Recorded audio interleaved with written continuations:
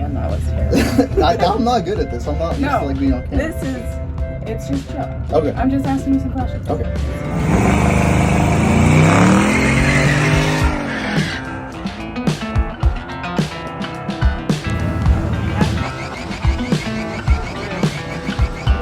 Crack it like even more. I don't know.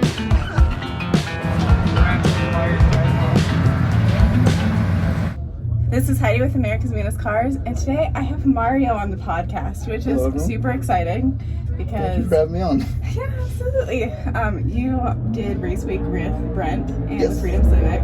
Yeah, I was co-pilot this year. Yeah, and was that something that you enjoy doing as like a co-pilot, or do you prefer doing it as like a driver? Because before you were a driver. Yeah, no, it was definitely fun doing it as a co-pilot. Like, I was a driver before. And like I gave up my spot because we kind of raced out my car a little bit too much. Like this thing right now would not be fun to drive on the street. It's a little bit like and that's something I did kind of forget to mention is we are in his Prelude. Yeah, so this is my '97 Prelude. Currently the world record. What's the record at? So right now it's a 925. So it's technically it's the quickest because it's the ET. So I think Kyle from Boosted Boys, his Prelude has been like a higher mile per hour, and then I think there's another one as well that's been pretty high mile per hour as far as that, but like ET wise. So we gotta say that it's the quickest. Yeah, the thing is it gets so convoluted online, and I've even said like, yeah, the fastest, whatever, and we all sort of know what we mean. So it's kind of like the fastest, quickest, but depending on who and what you're talking about. Yeah, and I mean, I think today it trapped like 163. So I mean, it's matched it, but it hasn't done it running a quick time. Today's been kind of kicking our butts, but yeah. And I know Mario really likes this, but I don't currently have a seat right now. Typically with PSCA there is a seat here, from my understanding. Yeah, so it's super but it's super comfortable, and I'm not mad about it at all. Compared to the Freedom Civic, actually, that's usually where on the Freedom Civic, that's where the seat is, anyways. So now that you say that, because it's really low compared to like the driver. And well, when I do have the seat in here, it's actually really low and back also because we try to accommodate. As far as like being in the Freedom Civic for that long, how did you enjoy that? So it was so I said this car is very raced out, but like honestly the Freedom Civic is just as raced out, but like Brent's a little crazier than I am, and absolutely. So it was like kind of like I really do want to take this on Race Week again, but I think if I were to break it or anything like that, like I don't think I could afford to fix it, honestly. So just waiting until that might be more of a... I definitely would love to do it again, but so when Brent was like, do you want to go with me on Race Week as a co-pilot, it was like, I got to experience what it would be like if I ever decided to take this. So would you go co-pilot or driver? In this car? No, like in general. If you had to choose. I think for a while I'm gonna, probably keep doing co-pilot. Like, I mean, it sounds like Brent wants me to go with him again. I always leave the option open because he's got like Steven and stuff, and like I feel like definitely other people deserve to go on the adventure. But if he's like, hey, we're going again, I'm definitely not gonna pass up the opportunity. I mean, and you really did crush it this year because you guys dealt with a lot of stuff that went on, and so it's cool that.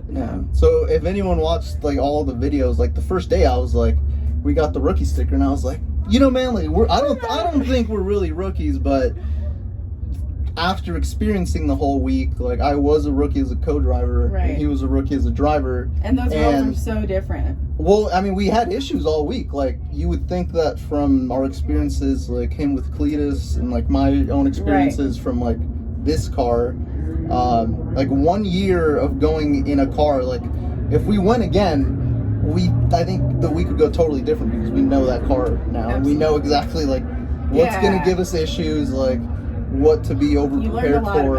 Exactly. Yeah. As far as like drag racing, is this the first car that you drag raced in, or did you have others before this? No, this was my first one. This was like what kind of like consumed my life and got me into it. Like when I bought this car, I didn't know anything about Hondas. And when did you get this? I got it in 2018, so I've had it for a little bit over 5 years. Do you remember what you first ran in it? The first time I came to the track?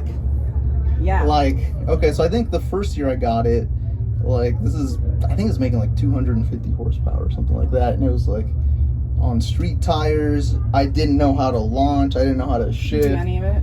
Any of it? No, it was like. Was it all stock when you got it, or No, so was it had like a what I would call like a ghetto eBay turbo kit. Like I bought it off Craigslist, and this is, like I said, I didn't know anything about Honda, so it was, you know, big list of parts. It all sounds really cool. Needs a tune, and you know, now I know better. Everyone knows. Yeah. It needs a tune. It's like you're gonna have to run through the whole entire thing Right. before it like runs correctly, you know. Absolutely. But so it was that. It was like, you know, big list of parts, ready to make 1,000 horsepower.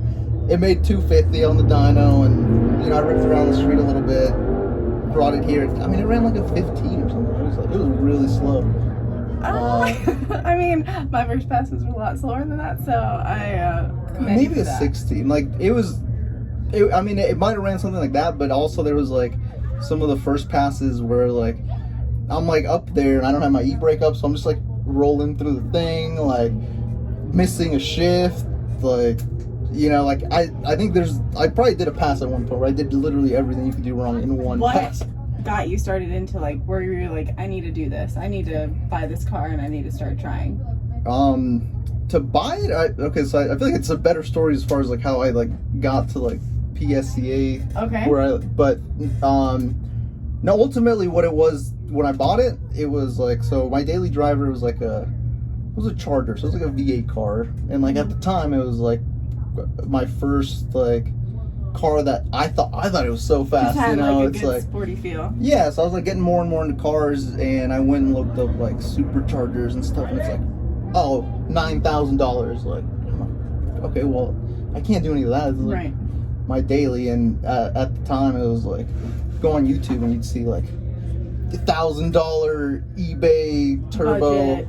hatch destroys Hellcat and stuff. Now I know it's like, you know, maybe the truth was stretched a little on that, but like, you know, watching like Kyle and Brent and those guys Right. like do so much with like a 4-cylinder, and like they're like $1,000 build, all this and that, and like I was like, sounds right up my alley. Right. Like I'm starting to like Hondas and stuff, so I bought this car, and you know, I was going through my homework list because Jamie just like, you know, made the 250, and he's like, all right, man, here's everything you got to do. You want to take it to like the next level.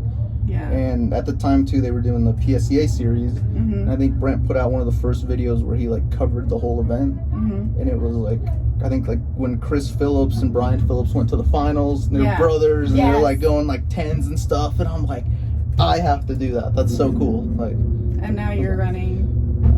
yeah, no, I mean, it's going consistent Really 9s. We're working on it. Like today, like I said, it kicked our butt. I was kind of expecting to come out here and just fly, and Because we're currently at Street Car Takeover Yes, at Vandermeer, Street Car Takeover. and so if you hear any of that noise, you can see the tower and some of that stuff in it. But so it's a little bit loud, but yeah, it's been giving a been little a bit of journey. struggle today.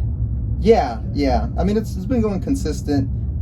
We have about a month till the next PSCA, so car's coming completely apart. Mhm. It's just kind of how we do it, and hopefully we go through all the bugs, fix everything, and then it'll be ready to like further that record and hopefully get into the 8s and stuff. But it was cool. I think running that record, I think a lot of the other Prelude guys finally Right. like, now they're like, well, it's possible. Like, Yeah. it is possible. We just gotta, you know. And how did you get hooked up with PFI and Brent, Jamie and all them? How did you kind of come within that circle? So it was like I was watching Boosted Boys, and I think they did that the Rob Ferretti challenge thing where they went down and met Cletus. Okay. So it was like Cletus and the minivan and Kyle. And, Yeah.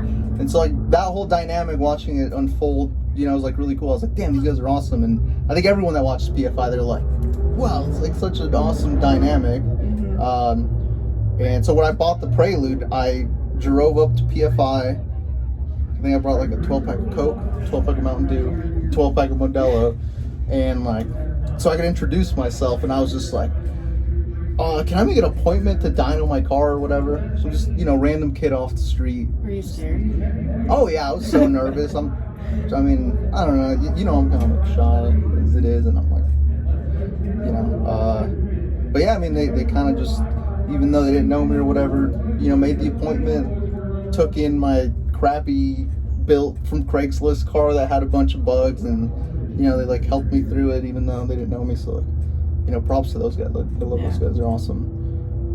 And then, you know, throughout the years, it was just like I kept coming back with the upgrades, and like, you know, I think at some point they were probably like, okay, he's kind of serious about. Because I think I met you at Race Week 2021. Yeah.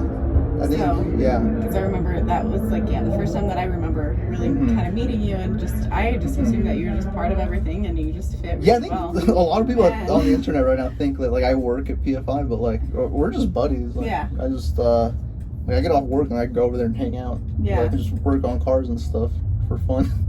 Yeah, because and then this year you were able to actually drive me around a little bit in my car while we had another guy in the Freedom Civic. Yeah, it's always fun. And I lost my hat with him. Yeah. Which was really awesome. And now my Challenger actually got a lot of hail damage, so that's really awesome. Yeah, you were telling me about that. That's we'll drive to 3, I'm sorry. Okay. Well, I guess that's a good stopping point. Yeah, I will wrap it up. Real life racing life. Real life race car. I do have one last question before. Maybe two questions. Okay. Do you really like Doritos that much? The internet wants to know. The internet's kind of mad at me. I mean, I love Doritos. They're one of my favorite chips. But so when we were pulled over with the cops and stuff, I didn't know Brent was filming or whatever. Like, I'm just sitting there, like, I don't know what to do with my hands or whatever. So I just started eating. Okay. Do you have a favorite flavor of Doritos? Yes. Stock. Stock? Just the regular like the nacho? Yeah, or just the regular Dorito flavor. Okay. Just the stock, I don't know. Okay, I get it. And then the final question before we let him go race. What's one thing in your car or about your car that you just is either super unique or that you just love? I mean, when I got it in 2018, it was like a completely different car. Like at this point, like I feel like I've touched every single bolt in the whole thing, and like I don't think I could think of a single thing. It's just like the whole car is just like 100% like me. Like, I mean, I built these door panels, like this whole little stuff. Like, I made the choice to keep the stock dash, so it like still has like a sort of stock car feel. I mean, you can't see it from there; it just looks like gutted in the back. But on there, so you can kind of see. Yeah, but so yeah, I just added to it, and like every time I look back at like iterations of it throughout the years, like it always really evolves a bunch. And so it's just like that evolution of your car. Yeah, and I feel like every year I fall in love with it again, because it's like this year we got the carbon fenders and stuff. It's just totally different look, and I'm just like, I'm totally about it, but I'm sure it's gonna look totally different next year too. Awesome. So. Well, thank you so much for being on. Thanks for having me. I really appreciate it. I gotta go. I gotta go race. So bye. Bye. See you guys.